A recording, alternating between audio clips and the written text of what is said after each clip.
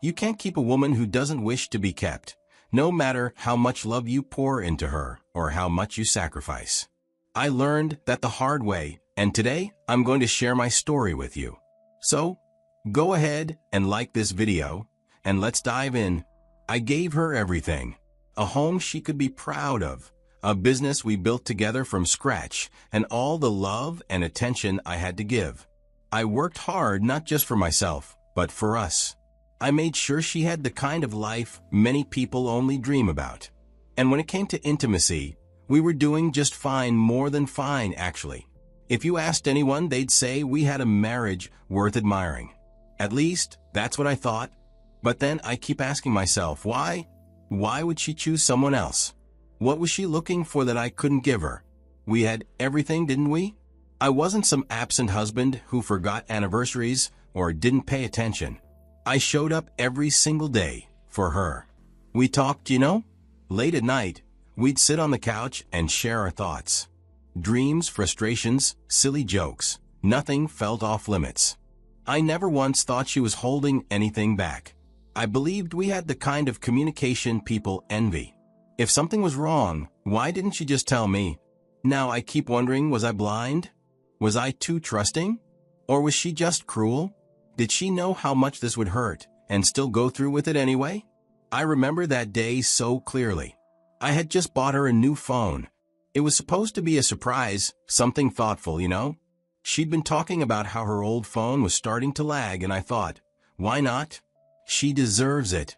I felt proud of myself, thinking about how happy she'd be when I handed it to her. When I got home, I told her I'd set everything up for her, so she wouldn't have to worry about a thing. I transferred all her files from the old phone to the new one. Pictures, contacts, everything. I wanted to make sure she didn't lose a single memory. It was something I'd done before, no big deal. After the transfer was done, I thought, let me double-check everything before I wipe the old phone. It was just me being careful, the way I always am. I started going through the folders, pictures of us, videos of family gatherings, little things that made me smile. Then I saw a folder with a name that didn't really stand out. I clicked on it, not thinking much of it. The first video started playing. At first, I didn't understand what I was looking at. But then it hit me, it was her. And it wasn't just her. It was her with another man. My whole body froze. I couldn't move, couldn't think. I just stared at the screen, my heart pounding like it wanted to break out of my chest. I didn't stop at one video. I couldn't. I don't know why I kept watching, but I did. One after another, and it was always the same man. The dates on the files told a story I wasn't ready to hear. This wasn't some one-time mistake. This had been going on for over a year. My heart didn't just break, it shattered. Each video was like a hammer smashing what I thought I knew about my life. The woman I'd loved, trusted, built a life with, she wasn't who I thought she was. That evening, I handed her the new phone. I'd spent hours transferring her files, making sure everything was just right. She took it from me, her face lighting up with that smile she always gave when she was genuinely happy. "Thank you," she said, kissing me on the cheek. "You're the best husband ever." I stood there, holding back the wave of emotions threatening to break through. My mind screamed, "Best husband? Really?" I looked at her, and all I could think about was how many times those lips had kissed him. How many lies had she told with that same smile? Did she even feel guilty, or was she just that good at pretending? Was I just another fool in her game? But I didn't say anything. Not then. I smiled back, nodded, and told her, "You deserve it." My words tasted bitter, but I didn't let it show. The last thing I needed was for her to know what I'd found. Over the next few days, I went into planning mode. I didn't cry. I didn't yell. I didn't even confront her. I had no time for that. Instead, I did what any businessman would do. I prepared. The first thing I did was look into our business. We'd built it together, but I knew I couldn't let her walk away with half of everything I'd worked so hard for. Quietly, I started shifting things around. There was a trust one had set up a few years back, just in case. I moved certain assets into it. one she wouldn't have easy access to if things went south. I didn't tell her. She had no idea. At night, when I am supposed to be sleeping, the thought of what I watch keeps replaying on the mind. I wonder why the camera? Why record it? Was she proud of what she was doing? Was it some kind of trophy for her? Did she ever think I'd see it? Each question cut deeper than the last. But the more I thought about it, the clearer my plan became. If she could play me for a fool, I'd make sure I wasn't one when this was over. I waited a full week before I made my move. It wasn't easy pretending everything was fine, sitting across the dinner table, smiling at her while knowing what I knew.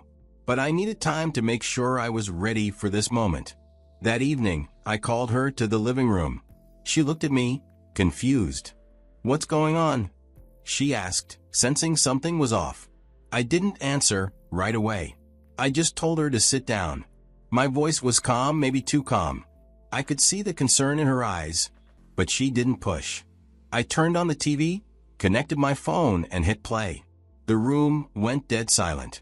On the screen was one of the videos, the clearest one I could find. Her with him, laughing, kissing, doing things that she should only do with me. For a few seconds, she just stared, frozen. Then, the denial came. "Where did you get this?" she stammered, her voice shaky, her eyes darting between me and the TV. "This isn't what it looks like. It's not." I cut her off before she could dig herself deeper. "It's from your phone," I said. My voice stayed steady, but I could feel the anger boiling inside me. "I transferred everything myself. Don't insult me by pretending it's not you." She opened her mouth, maybe to deny it again, but nothing came out.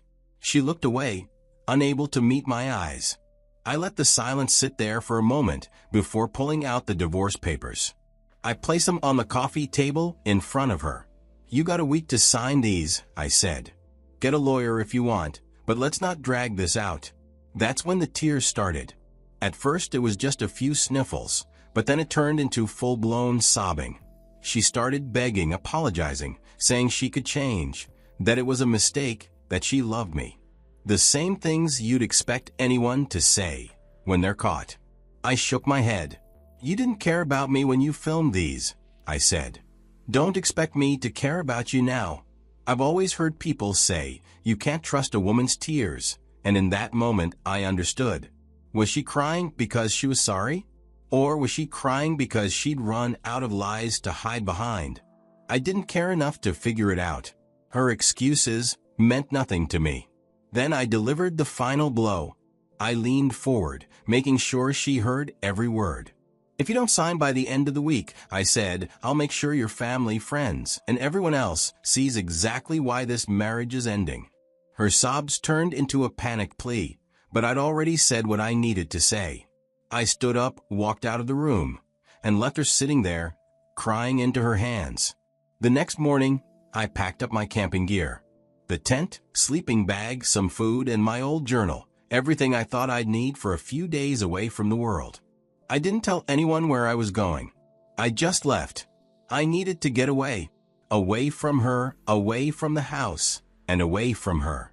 When I arrived at the woods, it was so quiet, and I needed that.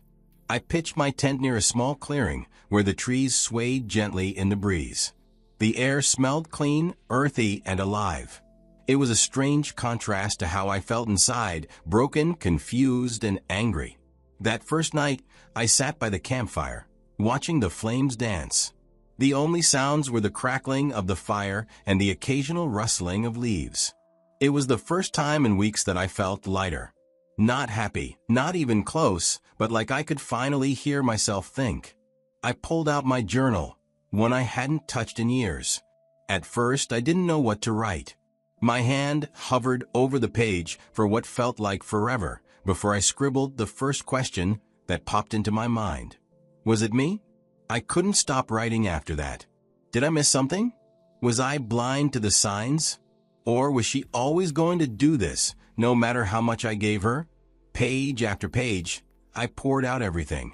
I wrote about the years we spent building our life together, the sacrifices I made to make sure she had what she wanted, the moments I thought were real, and the videos that proved they weren't. At some point, the tears came and I let them. Sitting alone in the dark woods, under a sky full of stars, I let it all out. It was messy, it hurt, but it also felt like the first step toward something better. As I kept writing, something shifted. My thoughts turned from questions about her to plans for myself. I deserve better, I wrote, the words etched deep into the page. From now on, I'll make sure I give better to myself. I started sketching out how I would rebuild when I got back. I wrote down steps to move on, everything from focusing on the business to finding new hobbies, and maybe even therapy. Then I wrote about the divorce. I had already made sure the papers stated that she would forfeit the house. She'd get some compensation, but not nearly as much as if she went to court. But I knew she wouldn't risk it. She wouldn't risk those videos becoming public. I hated having to think this way, but after what she did, I couldn't afford to be soft. In the quiet moments, I couldn't stop myself from wondering about him. Who was this man? Was he married too? Did he know the damage he'd caused? Part of me wanted to confront him, but what would that change? She chose to cheat. He was just the person she picked. Still, I wondered why she didn't go to him now. Maybe she would. Maybe when I got back, she'd already be gone. And I secretly hoped that was the case. I hoped that when I returned, the papers would be signed, and the house would be empty. I didn't want another confrontation. I just wanted her gone, so I could begin to reclaim my life. A few days after I left for the woods, I got her text. She said she'd signed the papers and would leave as I'd instructed. She begged me to reconsider my decision, trying to remind me of all the good times we had together. She talked about our laughter, our late-night talks, and how much we'd built as a couple. But here's the thing. If those good times had meant as much to her as she claimed, she would have stuck to just me. She wouldn't have let another man into the space we created together. When I read her message, I felt conflicted. It wasn't a moment of joy or triumph. It was bittersweet. I wasn't happy to see her leave because, apart from this betrayal, she'd been a good companion for years. We worked well together, we had a rhythm, and there were genuinely good times. But now, knowing what she'd been doing behind my back, I couldn't help but wonder, was there more she'd hidden? If she could lie about something this big, what else had she kept from me? At the same time, there was a kind of relief in her message. The thought that I could now take back control of my life, free from the lies and deceit, gave me a strange sense of freedom. I could start over, redesign my future exactly the way I wanted it. No more second-guessing, no more wondering if the person I loved was being honest with me. They say time heals all wounds, but I don't think that's true. Some wounds don't heal, they just scar over. But scars aren't a bad thing. They remind us of what we survived, and what we won't ever let happen again. What do you think? If you were in my shoes, what would you do if you found out a secret like this? And now that I'm starting over, what do you think I should focus on? Let me know your thoughts in the comments.